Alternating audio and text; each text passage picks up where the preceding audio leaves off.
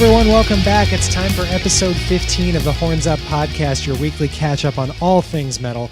I am your host, Dan Kaplan, coming to you as always from Brooklyn. With me, he's joining us from inside a boot full of beer. He's fucking swimming in the stuff. My good friend, Corey Butterworth. Corey, how's it going? It's hard to breathe. What's your preferred stroke? Are you doing doggy paddling? Are you breaststroke? Or what do we got here? Drinking my way to avoid drowning. You remember? Have you ever seen Beer Fest when he falls into the giant vat of beer and he tries to drink all of it to avoid drowning? That's kind of my situation right now. That's you. It's a bold strategy, Cotton. Let's see how it works out for him. It won't. Well, Corey, as of this air date, the air date for this episode, you are going to be in Munich for your Wacken expedition. How are you feeling about it? Are you ready to go? I have never had more nervous energy in my life, and this includes the Boston Marathon and such. Maybe starting college is in the same ballpark, but I'm really, really fired up for this. Like, the pieces are starting to fall into place. All my transportation tickets are, falling into place. Everything's kind of surprisingly not getting completely fucked up, knock on wood. But I'm just jacked up as shit. I mean, these days are crawling by, but it's go time. It's as of now, I need to be ready for it. So yeah, there you go. It'll be good. So now you're going to Munich, and then you're there for how many days before you head up to Wacken? Correct. So for those listening at home, my flight out of the United States is Friday, July 25th. Which would have been several hours ago from the time you're listening to this. I land in Munich Saturday around noontime, and I will leave for Wacken on the 29th. My train leaves, and I will show up on the fairgrounds, or the Holy Wacken Land as they refer to it, the morning of the 30th. And then I have a 5 o'clock a.m. train back on August 3rd to Munich, where I will spend the rest of my vacation, which is about a full week. Damn. So. Good stuff. Yeah, man. Exciting Drugs. Stuff. Well, bring your GoPro. I want footage, not just of the festival. I want footage of all the beer drinking. Maybe we'll splice it together. Give all our listeners a multimedia experience. Yeah, I'll do what I can. I got charged up the wazoo, and I've got every means of recording everything. So we'll basically just see what I can gather. But I'd like to mention very briefly before we roll into this, it's been officially determined as of today that the second Horns Up reunion will be taking place soon after I get back from Wacken. Yes, indeed. Which is also reason to be excited. So, good stuff all over the place yes, the next indeed. month or so. Yours truly. I will be heading up to New Hampshire for my birthday weekend. It'll be mid-August, and we'll need to do a some sort of live cast or something and documentation of this because we don't get to do that often. Definitely. So we'll see some timbers. We'll drink some beer. I have an early train ride on Monday, so I can just say fuck it that day. That's a lot of Sunday day drinking is what that is. Yes, so absolutely. It'll be a good time. Absolutely. So with that in mind, let's get into some headlines.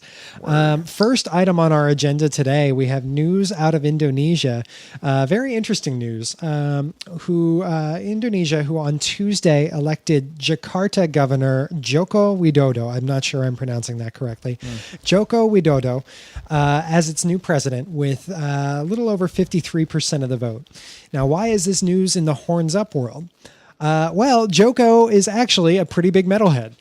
Some of his favorite bands include Metallica, Megadeth, Lamb of God, Napalm Death. He's been photographed with T-shirts of all these bands, and he is on record as saying, quote, "Rock music gives me motivation. It gives me spirit about the environment, about the corruption, about justice.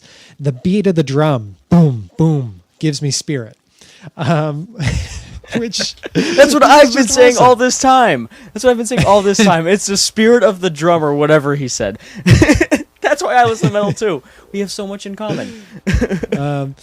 Going beyond the metal interest, Joko is he's a former furniture maker, and he was born and he lived a modest life, a very modest life growing up. Ran on a platform of breaking from the country's authoritarian past and improving social welfare for the poor.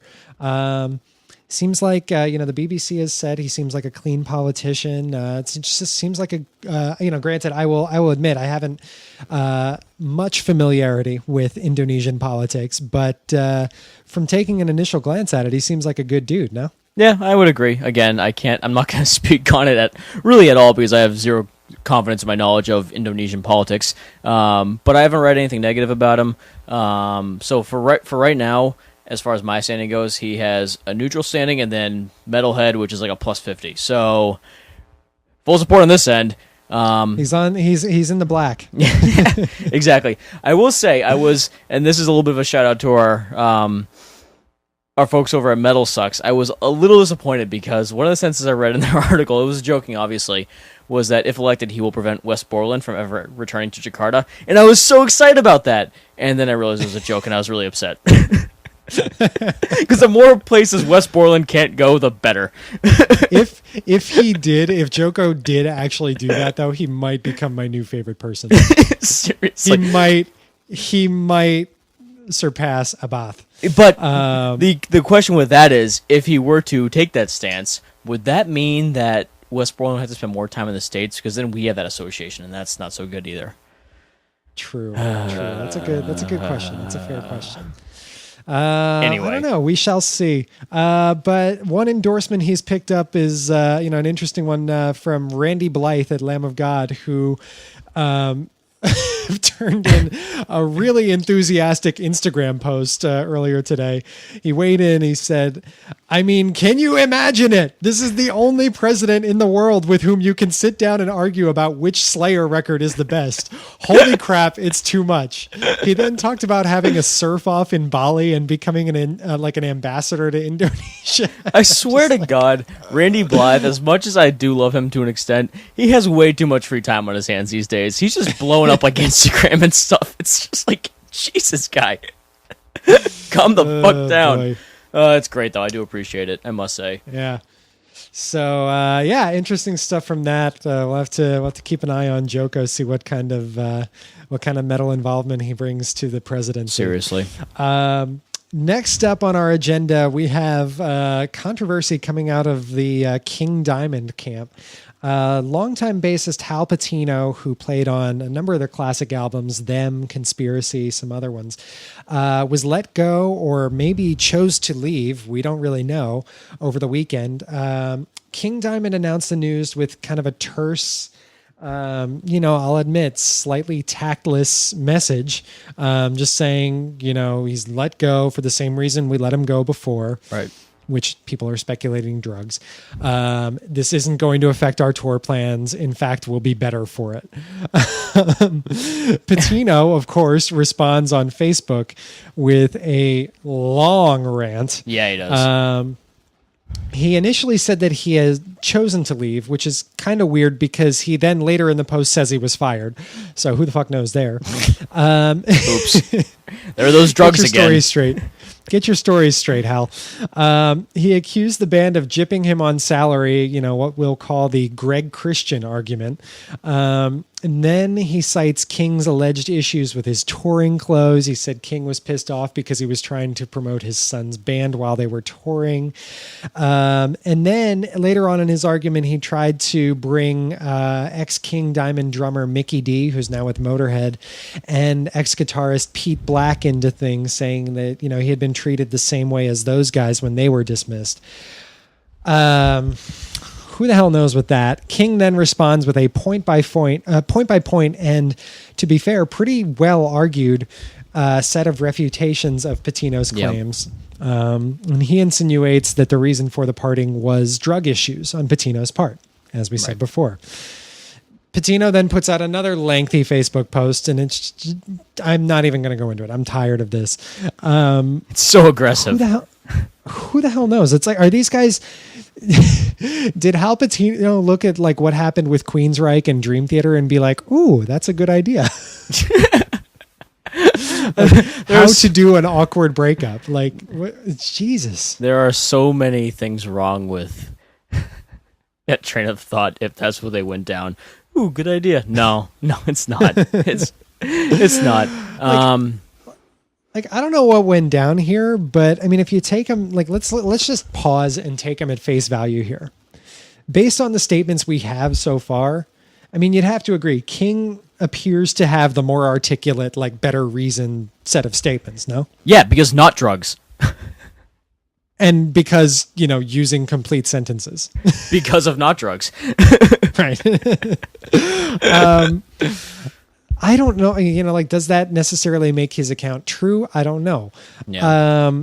But that's not to say that either of them have handled it particularly well. No, I mean, I think, honestly, if King, let's take a step back here. When people go see King Diamond, they don't go to see King Diamond to go see friggin' Al Pacino. They go to see King Diamond. Right. So as far as I'm concerned, I could give less of a freaking shit, honestly. Like, go, like, whatever. I don't care. As long as there's still going to be a Wacken, my life is fine. That said, King Diamond, I thought his initial announcement about it was professional, to say the least, until that last little 3-word sentence, to follow up the sentence of, this will have no negative impact on our upcoming shows whatsoever. On the contrary. Yeah. Left that out, we'd be fine. Yeah. But that kind of, I feel like that, I thought it was a little unnecessary for him to, I mean, it seemed like he was trying to rub some salt in the wound when he was like, Hal has been relieved of his duties for much the same reason that we had to let him go in 1990. It's just like, why did you need to add that little detail? Yeah. It's a little, it's like just one of those, like, it reminds me, oh man, I'm going to make another Metalocalypse reference here, and I'm so excited about it. He's just being a little dick. Just a little dick. Just like Murderface was at one time. Just a little bit of a dick. So he's mad, but I'm not. That makes me the dick.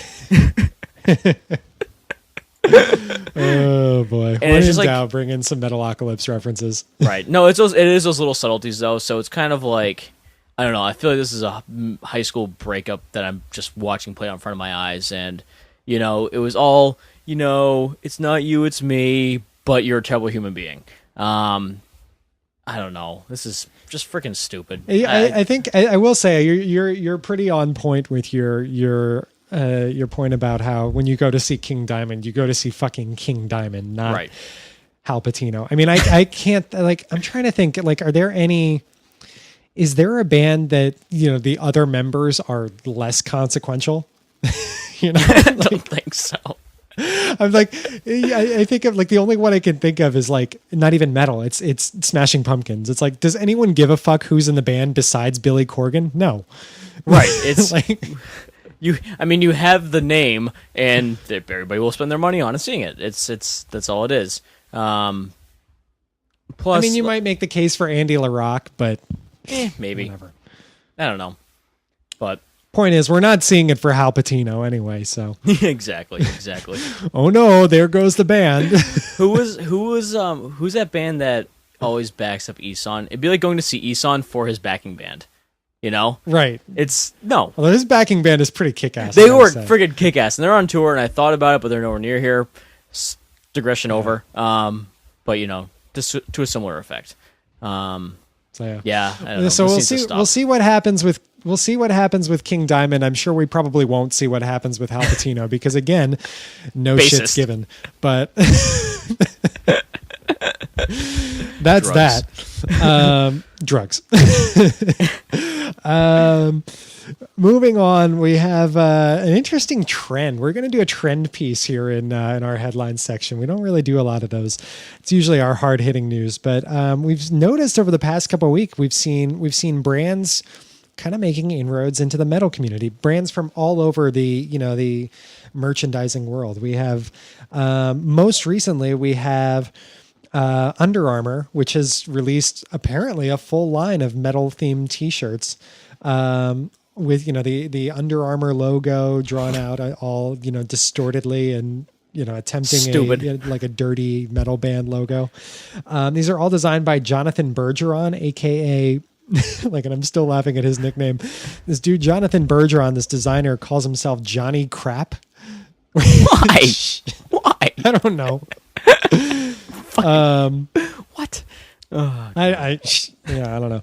But this is kind of funny because, Metal Sucks' Johan Hegg joke may have been kind of foretelling after all. May have had a little bit of a Nostradamus effect here. Seriously, and Monomarth fans rejoice, and I'm sure Five Finger Death Punch fans and Hatebreed fans, they also rejoice.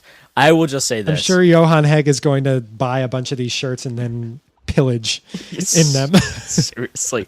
And cut off the sleeves and murder people. I will say this. If I see any of these shirts at any show ever, I will be an extremely upset human being. What band do you like? Oh, Under Armour. I'm going to be more upset. Yeah, I'm with you on that. I'm going to be more upset than like if I see a tap out shirt in any setting. Yeah. You know? Yeah. It's like, oh, you're going to be that asshole. Right. I guess there has to be that guy in every crowd. And sadly, it does have to be that guy in every crowd. It really pisses me off. But whatever. Yeah. Moving beyond Under Armour, we had last week we had a Greyhound commercial. Greyhound Bus Line did a commercial called "Tour in Style" to promote its dollar fares. The idea behind the commercial, the story is, this touring metal band, finishes the show, finds their tour bus gone, and they talk to their manager who has booked these cheap Greyhound tickets to save money on their touring expenses.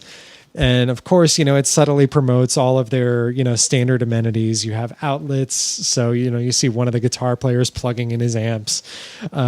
It's stupid. But it really is.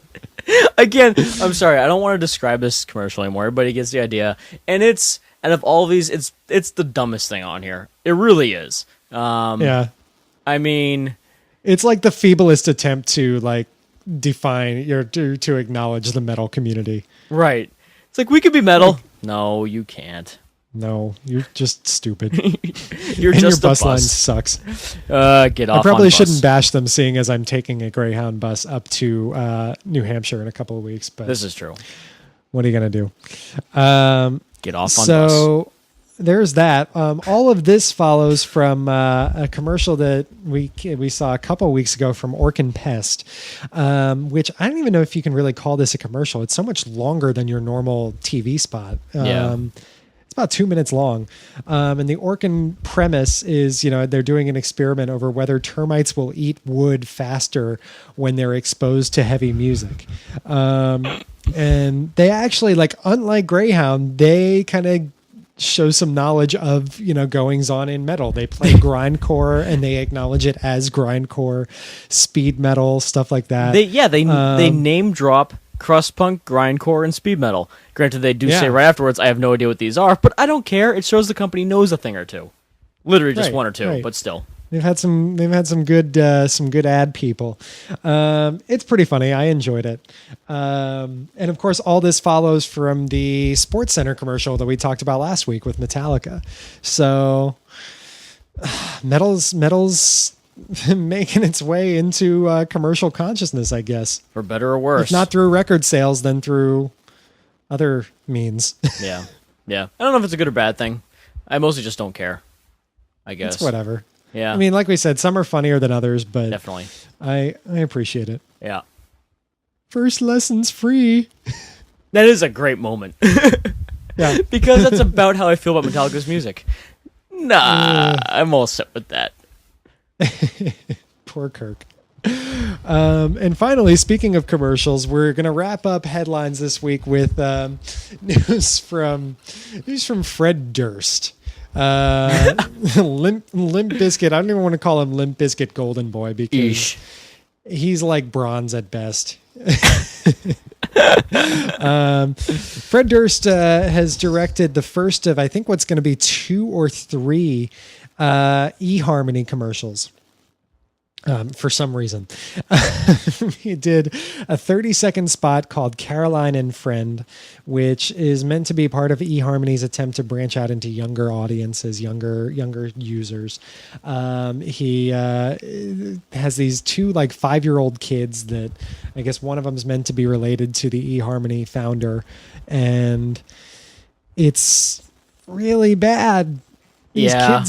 These kids just have, I don't want to say speech impediments, but they have that little cutesy, I can't pronounce my words correctly thing. And it's just so awful. Probably not an accident. I mean, honestly, And it's not even like this is Fred Durst's first time directing. He's done music videos.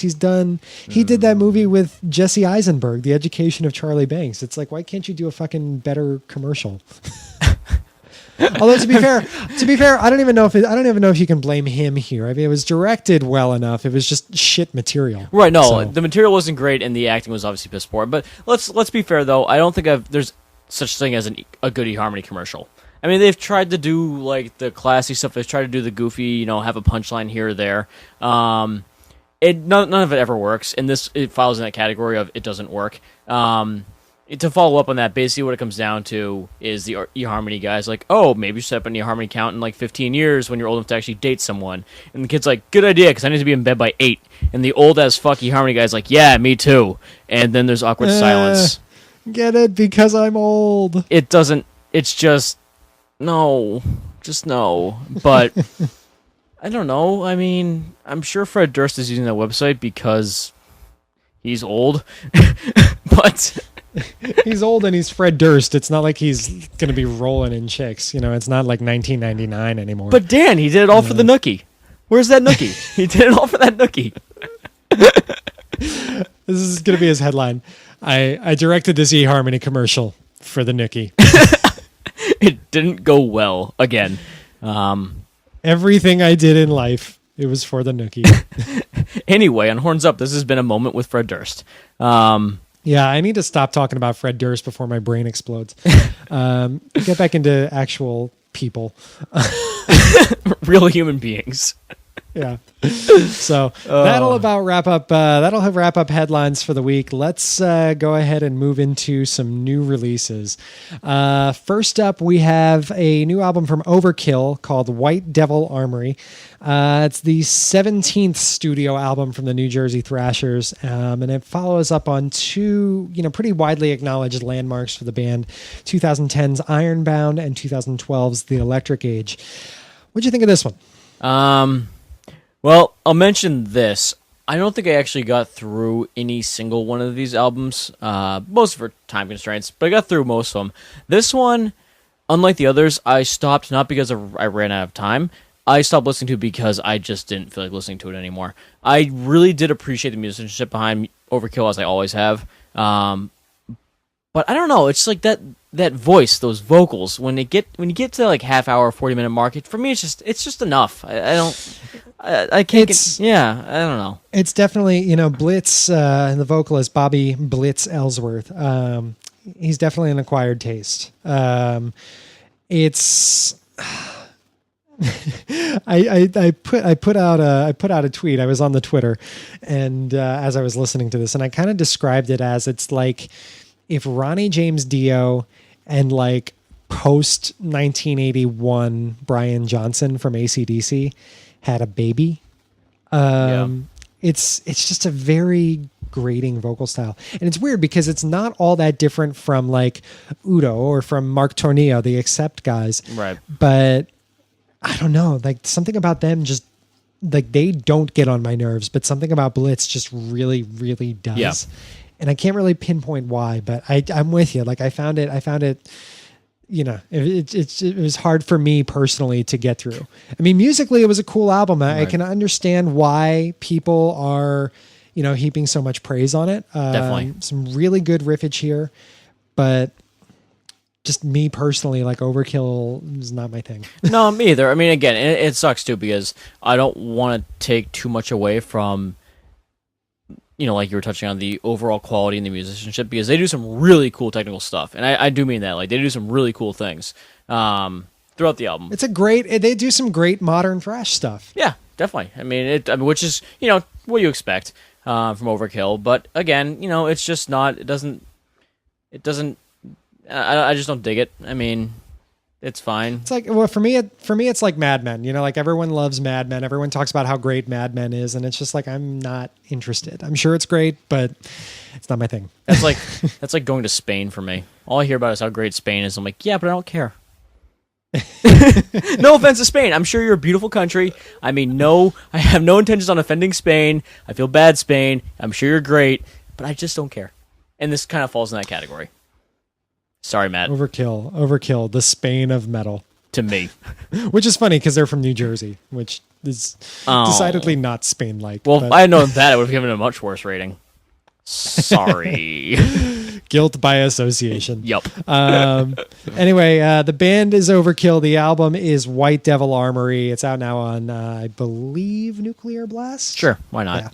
Yeah. So check it out. I mean, you'll probably like it. Again, just because we weren't nuts about it doesn't mean there's not something there to enjoy. Correct. So, yeah. Next up, we have a new one from Fallujah. The Flesh Prevails. It's their second full-length release. It's billed as deathcore, but I didn't really hear deathcore in this sound. It just seemed like more like, tech death, or prog death. Yeah. Yeah, go ahead. I was just gonna say I kind of like this one. What did you think? I enjoyed it. I mean, I do want to say that I wasn't aware of how this album was categorized or this band was categorized till well after I listened to this album. I would have just filed it away as prog death immediately without knowing anything, which is about where my knowledge was at. But to hear it was deathcore just didn't make sense to me at all. It doesn't sound like it. I don't hear that at all. For one thing, I didn't hate it. So yeah, so it's already up to a good start. Therefore, can't possibly be. No, and I mean, I thought they had some cool stuff. I mean, the songs were all in that like 3.5 to 5-ish minute category. I mean, there's one instrumental they call like Allure or something. Towards the final third of the album, which I think was actually pretty good timing. It was kind of nice. It was a little long at over 4 minutes, but it was it was good. It was a 41-minute album, and that was about right, I think, honestly. It didn't feel too long. They did a lot with the tracks. I really liked how they wove in like heavy elements with clean elements. Really cool compositionally, some really intricate, elaborate songwriting.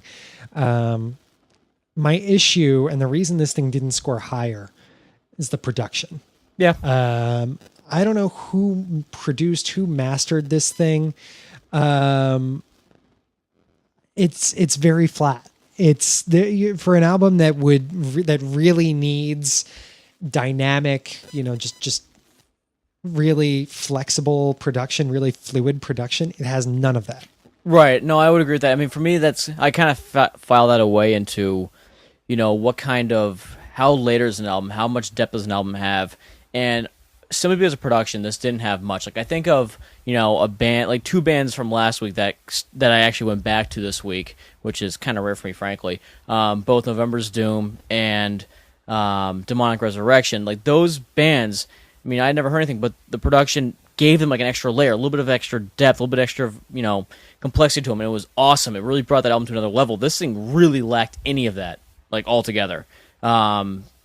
Even in the quieter moments, it still felt like kind of like a wall of noise. It was just in my ears. It was just very flat the whole way through, start to finish. Which sucks because I didn't hate it. I actually thought this was one of the better albums to listen to this week. It just could have been easily a notch too higher. Just from some post-production work.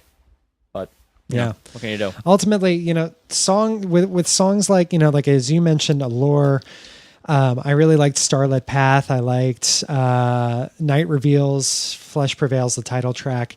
I'll call this, what do I want to say? I'll call it a very well-meaning but not so well executed follow-up to their first album. It's a good album that could very easily have been a great one had they hired anyone else, like literally anyone else to produce it. Yep, exactly. But hey, maybe that means there's good things to come, though. Yeah, definitely some guys to keep our eyes on. No question. Going forward. Again, Fallujah. The album is called The Flesh Prevails. Check it out.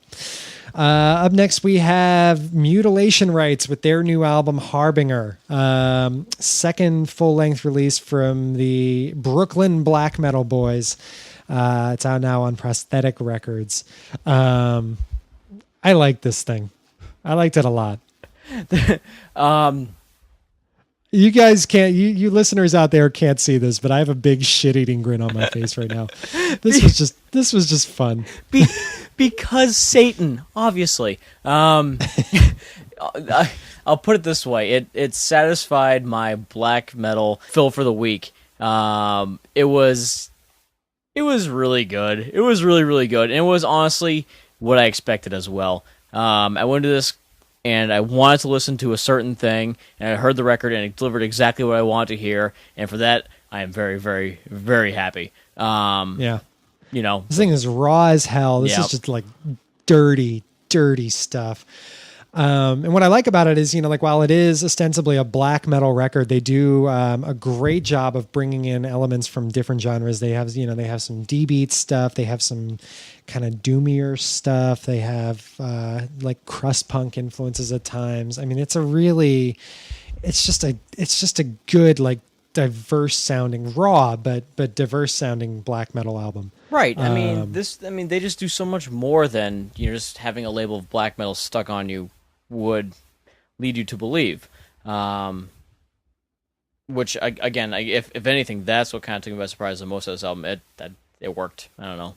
I liked it. Your first three tracks here. We have Black Pyramid, which is like I'll just call it full black. Yeah. You've got the blast beats, you've got the searing like tremolo pick guitars. Right. Then you move into the second song is called Exhaling or Breathing In. That's a bit slower, like slightly doomier influence. And then Tactical Means of Ouroboros is like straight crust. It's like really just gnarly and dirty, and you have, in other words, you have like three different tracks with three completely different feels, but they all keep up that like really like raw aesthetic. I loved it. Yeah, I don't know. I guess it's kind of hard to describe, but they managed to touch on so much and pull from so much on this record, but they don't actually kind of lose its fluidity or the cohesion of the record. And it still feels like a black metal record to me. It still feels like a black metal record as I listen to it.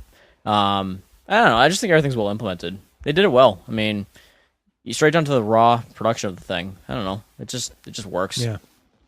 Yeah. Again, Mutilation writes, the album is Harbinger. Brooklyn Boys representing well here. Lol. Finally, our final new release for the week, we have a new album from Imperium called The Turn of the Tides. This is the fifth album from the German neo/dark folk group. I wasn't familiar with these guys before, I will admit, but apparently they used to do like symphonic folk metal, which I'm really going to need to take a listen to. Didn't they have like a 12-year hiatus before this came out? Isn't this like a comeback album for them? Yeah, you're correct on that. The band actually was inactive from 2002 after the release of their album Wayland until 2010. So this is, I believe, their second album post comeback. No, this is their first album post comeback. Excuse me. Their first album since that comeback, and it's a very pretty record, wouldn't you say? Pretty's right, for lack of a better term, more than anything. Yeah. I mean, they really beat that folk, almost Celtic sound into your head as much as they possibly can. And it's kind of funny because I listened to this right after discovering this, I use the term band loosely, this thing called Omnia. And this was just like a step down the Cheese Factor, but along the same kind of category. I want to listen to this album when I'm really, really depressed. But until then, this thing does melancholy like no other. Yeah, it really does. I gotta touch on what you said about the Celtic, like the folk elements. I think I definitely hear those influences, but I wouldn't say like it's not as pronounced as when you hear it with someone like Helveti, or if you hear it from someone like I don't know, like Equilibrium. Right. They're not really Celtic. They do it more subtly. You have like symphonic elements to give it kind of an epic feel.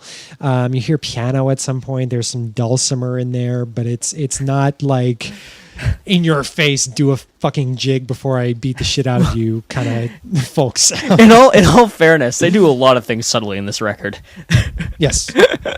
I hear elements of a lot of different bands I like in here, though. There were moments that kind of made me think of Anathema. Sure. There were moments that kind of made me think of Agalloch a little bit. I think they're a little bit darker than Anathema and a little less natural sounding than Agalloch, but I did hear I kind of pangs almost of both of those bands. not sure if you've gotten a chance to really catch up on them, but I would almost file them in like the Fen category with their Dustwalker record. Same idea. It's like darker and a little bit more gloomy than Anathema, but not really on that spectrum of like the Agalochs of the world.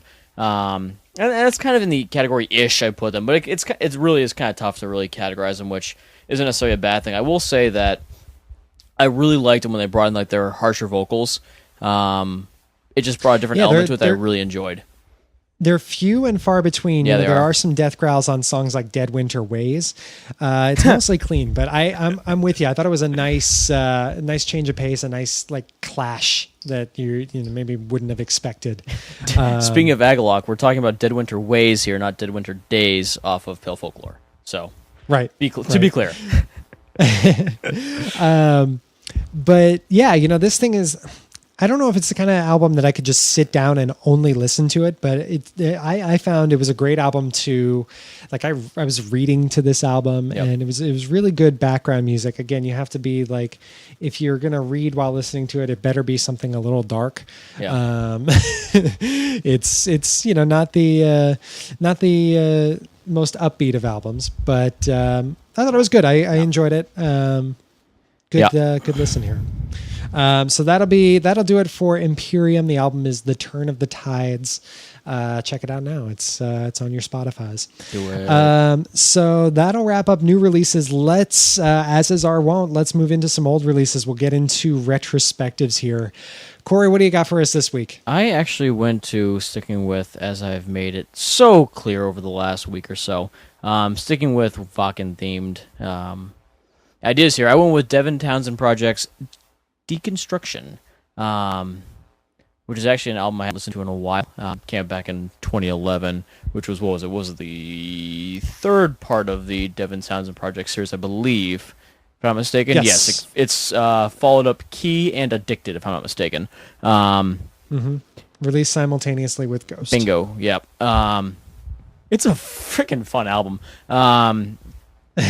I mean, obviously, everybody's heard Jular, the single, quote unquote, from the record, the crazy music video with the train, and if I'm not mistaken, Ziltoid makes an appearance in that video as well, driving the train. Anywho, but no, like great songs like Sumeria is probably my favorite on the album. The Mighty Masturbator. I'm with you there.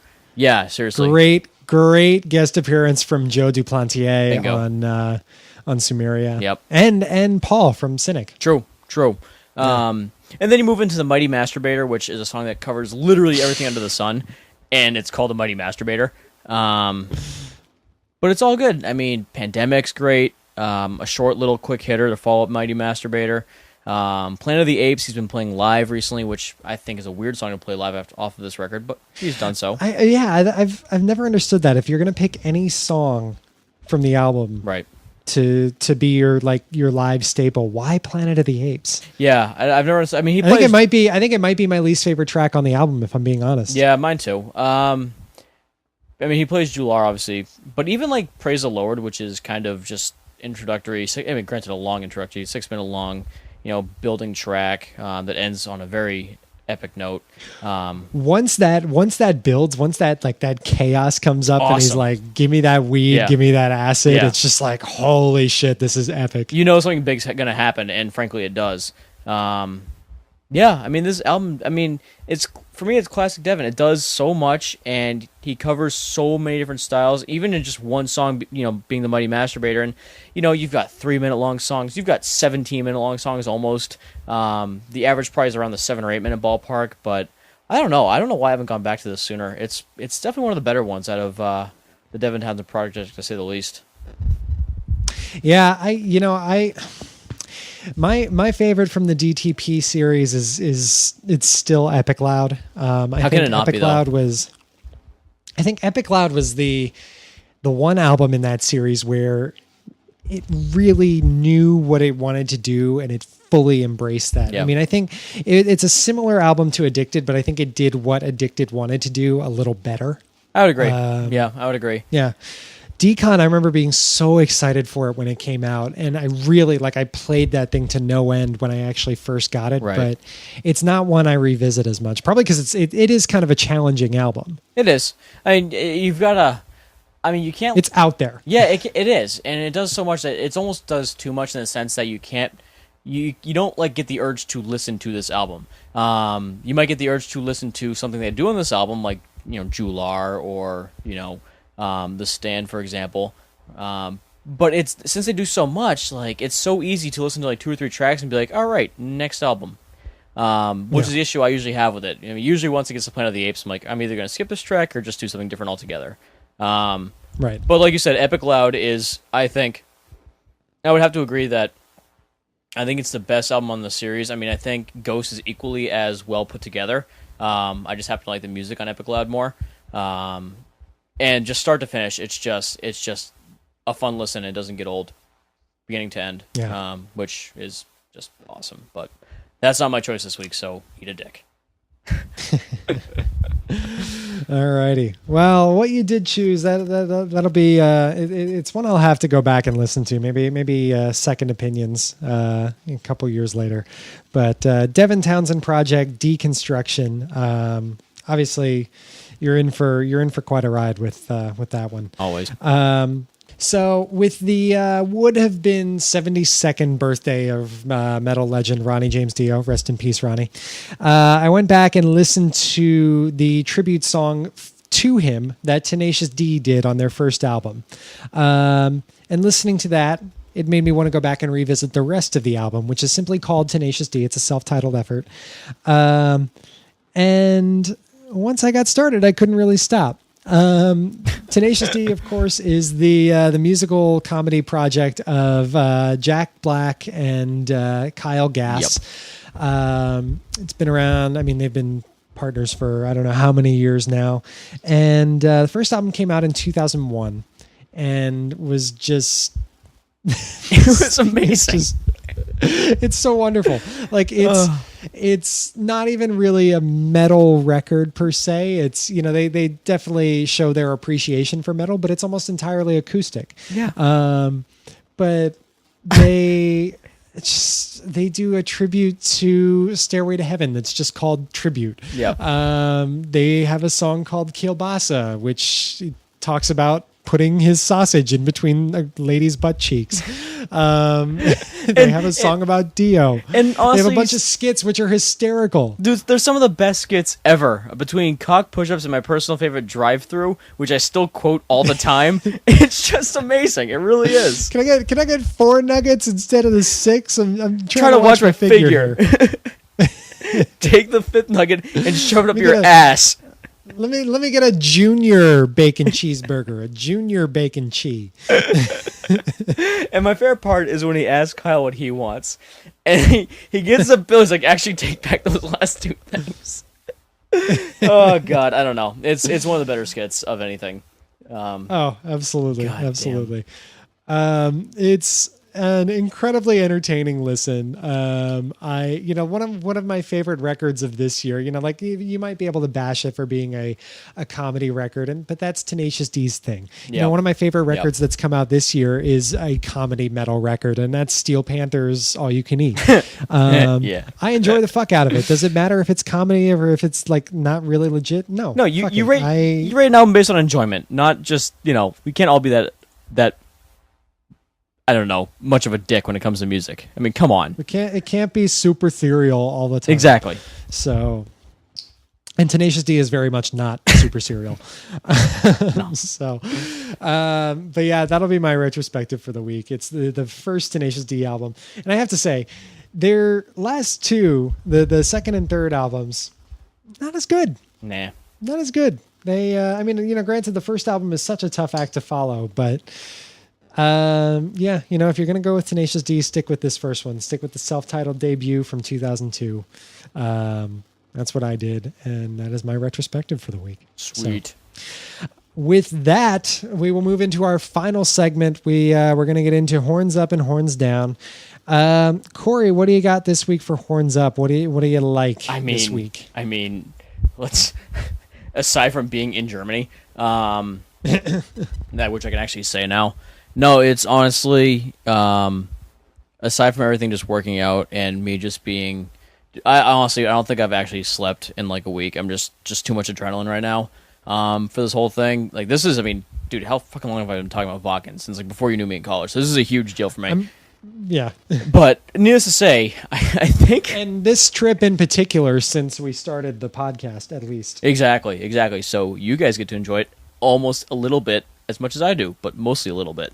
But besides all that, and besides seeing all these ridiculous bands and spending 5 days just getting ridiculous in, Wacken, Germany. Merch, maybe. No, definitely. I'm gonna go with Wacken merchandise, and this is again, knock on wood, I actually get to this goddamn festival because let's still be real. It's in a different country where I am not in that country. I am in that country, we'll say, but not quite at that step. It's still got a couple days till then, so until I'm officially there, I won't get too ridiculous with stuff. But how much merch am I gonna buy? Holy shit! Like, seriously, 5 days, 126 bands, most of which I'm actually excited to see.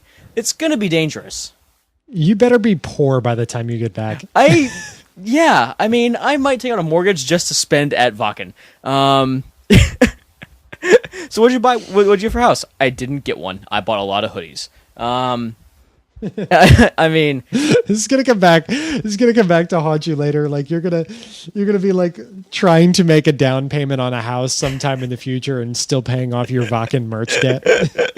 Well, you see, this credit card hasn't been paid off yet. Sir, you're 42. Yeah, I went to a really great show when I was 25.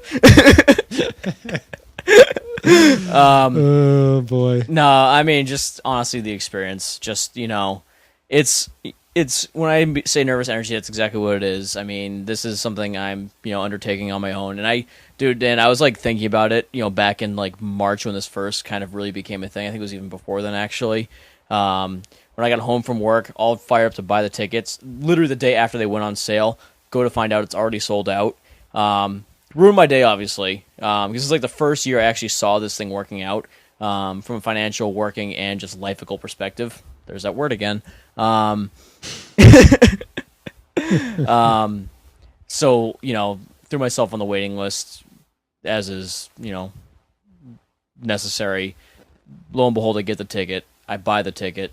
I buy all these little pieces, just dropping money here and there, and it's all kind of finally hit the summit, and it's just nuts. It's just unreal. So yeah, obviously my horns up is pretty self-explanatory. But we'll see how I feel about it next week. We'll see. What do you got? What do you got?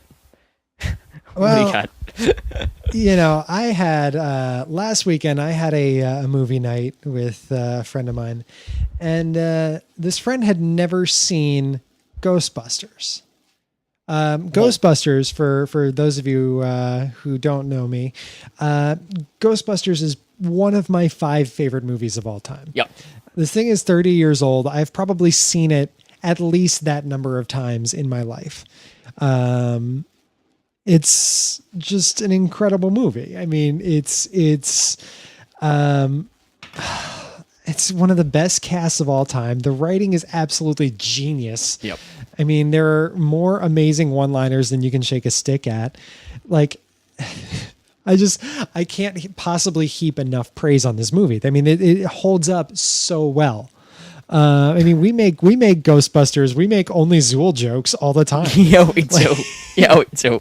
There aren't many days that go by without it, frankly. I mean, Bill Murray is just an absolute master of the deadpan. Harold Ramis, rest in peace.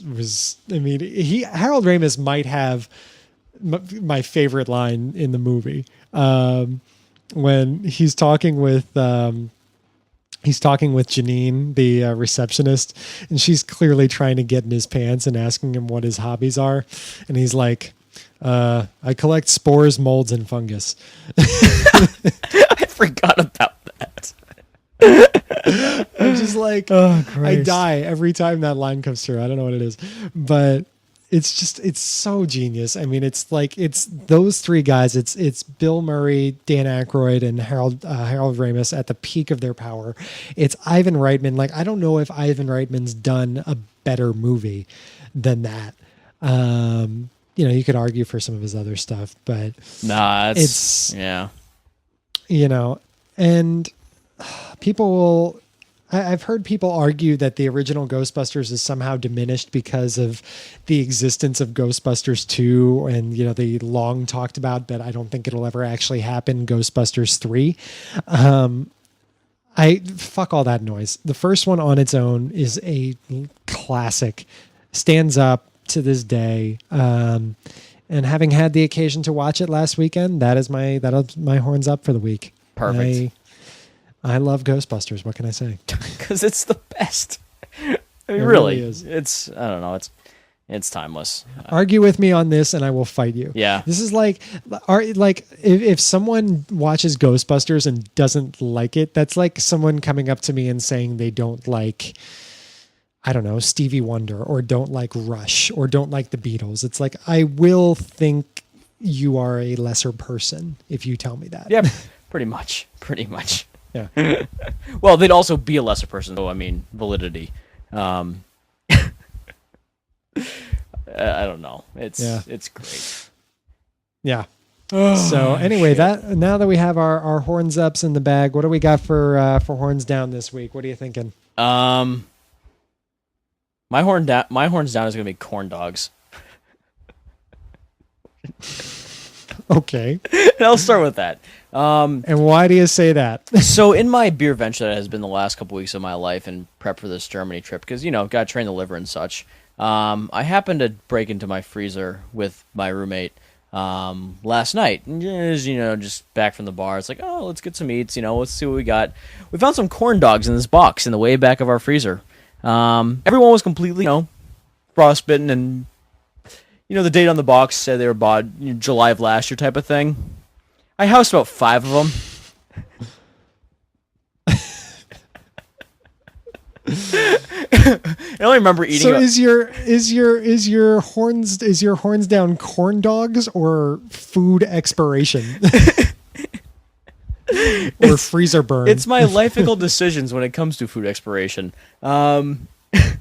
This was a drunk decision, I'm assuming. Oh, what? I mean, yeah, because decisions. I mean, they're only well made when you're drunk. Oh yeah, no, completely. I got back from the decks and it's just like, oh yeah, food.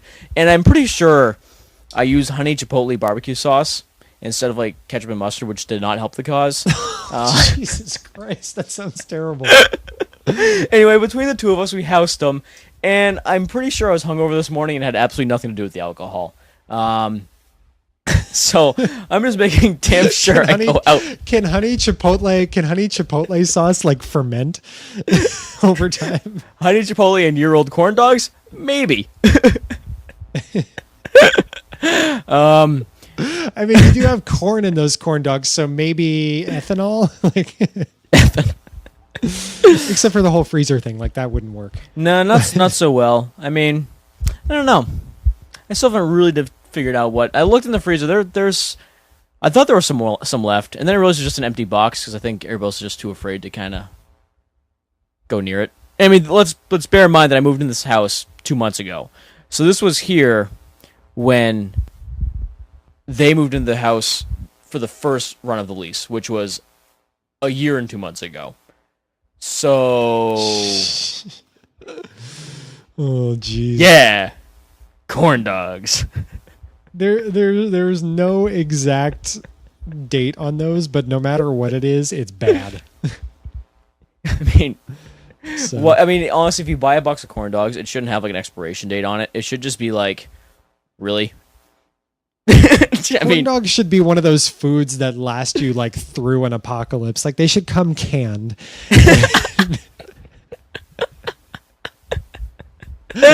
Which against mighty odds might actually, I think by suggesting canned corn dogs, we might have found a way to make corn dogs even worse than they already are. They're pretty terrible. It reminds me of back in college, I used to house like Jimmy Dean breakfast for no apparent reason aside from probably poverty. but they had like these pancake, sausage, corn dog type structures that I housed maybe 2 of every 3 days back in Syracuse. And if I had to put them on a platform, the corn dogs were the hell to those Jimmy Dean sausages heaven. They were really bad, and I regret everything that I did. But I mean, I'm going to be eating friggin' fair food for 5 days in Germany, so may as well get used to it, I guess. I don't know. But yeah. So there you have it. I still can't make sense of it. When I was at Governor's Ball this past June, they had food vendors from all over the city. They had like Bear Burger, they had Brindle Room, like you name it. They had really good food. And yet consistently one of the longest lines for any food vendor at the festival was the goddamn corn dog stand. Of course it was. Like, are you people fucking retarded here? Like, what is this? Because sorry, I'm gonna say that again because the R word. I'm like, are you people fucking stupid here? What is this? Corn dogs? Oh man. Is there fucking like gold coins coming out of these corn dogs? Like what is this? Is this like a Wonka golden ticket? You eat one and maybe you'll get like a VIP pass? Like what the fuck? No, it's a food mostly reserved for those depressed because every time you eat one, it takes a year off your life. That's my theory, at least. I will say this. Fairs and festivals should stick with one type of fair or festival food, and it's chocolate-covered Oreos and cider donuts. Okay, fine, 2 kinds of food. And aside from that, just give me regular stuff. Give me a cheeseburger. Give me a sandwich. Give me a sub. Cut out all this weird crap, except for cider donuts and chocolate-covered Oreos, because they're fucking fantastic. Oh, man. I got a cheeseburger in Prague once, and I thought I was ordering a cheeseburger because it was called a cheeseburger, and it was off a food stand because food carts. Was it made of, like, horse? No, it was actually just cheese between 2 buns. It was deep fried cheese between 2 pieces of bread. Here's your cheeseburger, sir. I was like, oh, it's so cheap. I'll get a cheeseburger. I was like, I understand now. I understand why you're so cheap. Jesus. Oh, Christ. Oh, boy. Anyway, what's your horns down for the week? We digress. Yep. We digress. Corn dogs. Dogs. Not a bad horns down. Well done. Well done. Well, my horns down. I'm going to get into a recent bit of news that came out here in the New York City area. I mean, I'm sure as a lot of people are probably aware, under this goes back to Michael Bloomberg's days as mayor. There's been a push for affordable housing in New York City. Just for people that have been here a while, people that are, now being priced out by foreign drug lords and Dubai oil money and you name it, any like sketchy foreign operations who are putting their money into New York real estate to keep it clean. And thus driving prices through the roof here. Right. So with these affordable housing units, they are being built into luxury complexes in different locations across the city. But the city just okayed this week one of these luxury complexes on the Upper West Side in exchange for their including these affordable housing units. The city okayed them to create a separate entrance in an alley for the lower income tenants, for the affordable housing units, in what's being called the, quote, poor door. One developer said, quote, I think it's very unfair to expect high-income homeowners who paid a fortune to live in their building to have to be in the same boat as low-income renters who are very fortunate to live in a new building in a great neighborhood. Because clearly, God forbid a rich person have to use the same entrance as someone who doesn't make as much money as him. Heaven forbid, because that totally qualifies as like a boat, as an ordeal that people have to share that people have to endure together. Are you fucking serious? Fuck this asshole. I hope he gets run over by a truck. I really do. Like I try so hard not to wish badly upon people, but this guy, I'll probably point and laugh if he were to drop dead of a heart attack. Yeah. I mean, for me, it just seems stupid. It's just Never mind the fact that this guy probably inherited his business from his dad. He's probably like a trust fund baby that rode daddy's coattails to, ridiculous luxury building developer Seriously. success. No, and this is just one of those things that make me want to put my head down and just be like, I don't want to live on this planet anymore. Because, I mean, for fuck's sake, dude, it's a downtown, it's obviously an urban area. People share buildings. You're not asking to share beds or even share apartments with these people. It's a fucking entrance to a building. Relax. Like, calm the fuck down. Holy shit, you share a door. A door that, hundreds of other people share. Are you really that upset about it? It's like, I'm sorry. I thought I lived in New York City, not 1963 Right. Alabama. And if anyone tries to tell you that, oh, it's not the same, it's fucking segregation. That's what it is. So it is the same thing. It might not be because of race, but hey, last I checked, racism hasn't been completely eradicated, and classism is now a thing too. I mean, fucking hell. Fuck everyone involved in this. I mean, it's shit like this that really, and I don't want to pretend it's unique to New York City, but it's shit like this that really makes me think my time in New York City is growing short. I mean, obviously it's not, it can't obviously just be New York City, obviously. I'm sure, these type of issues exist everywhere, but the fact of the matter is they exist. And that's a problem. And I don't know, it's like humanity in some capacity has to find a way to segregate somebody for something.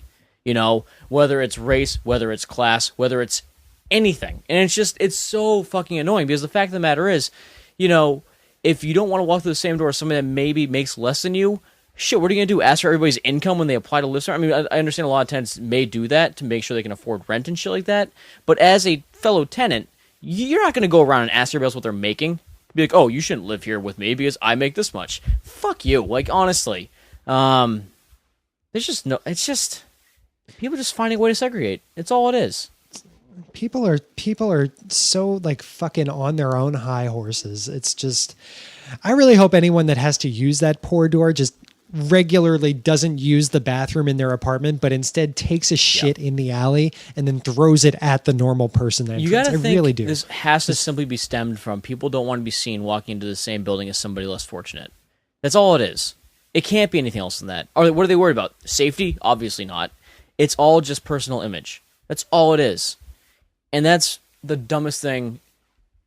It's just, people are so goddamn self-absorbed. It just makes me sick. It really does. Really, really does. Nope. Nope. All set with that. So yeah, that's for the second week in a row. I get really animated on my horns down. This is true. It's nice to talk about actual issues instead of like, oh, Verizon sucks, or hey man, I have fun with my non-issues because they're all self-induced. Yeah.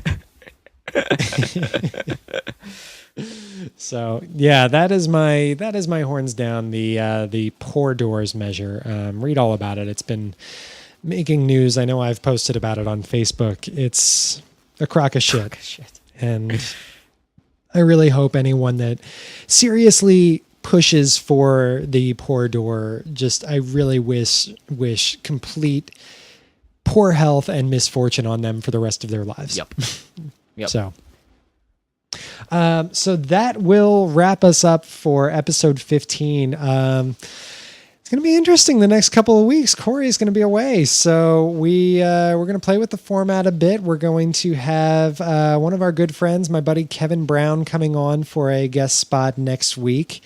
Week after that, we'll do our long-lost co-host emeritus, sometimes co-host, Kevin Davis, coming on for a guest spot. It'll be interesting. Not going to be the same without you, buddy. I'll be checking in though. I'll still have access to Wi-Fi and shit, so you'll get the occasional blast from me, I'm sure, with something or the other. But I'll be around, and then right back at it a couple weeks from then. But you're right, it's gonna be. I'll tell you one thing: it's gonna be a lot of information very quickly when I get back. I gotta brace myself. Because that first episode when you get back, I think we're going to do away with the format. I think it's just going to be all Wacken all the time. An hour of straight festival recap, German experience recap. But we will cross that bridge when we come to it. For now, I'd like to remind you all, subscribe to us on iTunes. We're on iTunes, we're on Stitcher, we're on Podbean, you name it. Visit our blog as well. We have a lot of other stuff. We'll have a new dump. We'll have a Sunday side splitter. We'll have more top 10s coming your way. All that'll be available at our blog, hornsupmetalshow.com. And beyond that, you can hit us up on the social media.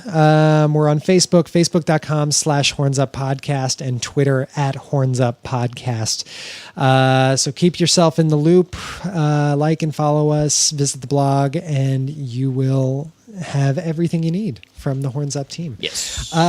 For Corey Butterworth, I am your host, Dan Kaplan. This has been episode 15 of the Horns Up podcast. Thank you, as always, for stopping by. And remember, live, love, plow, horns up. We will see you next time. I will see you next time. Ha-ha. Corey won't. Bye, Corey. Later.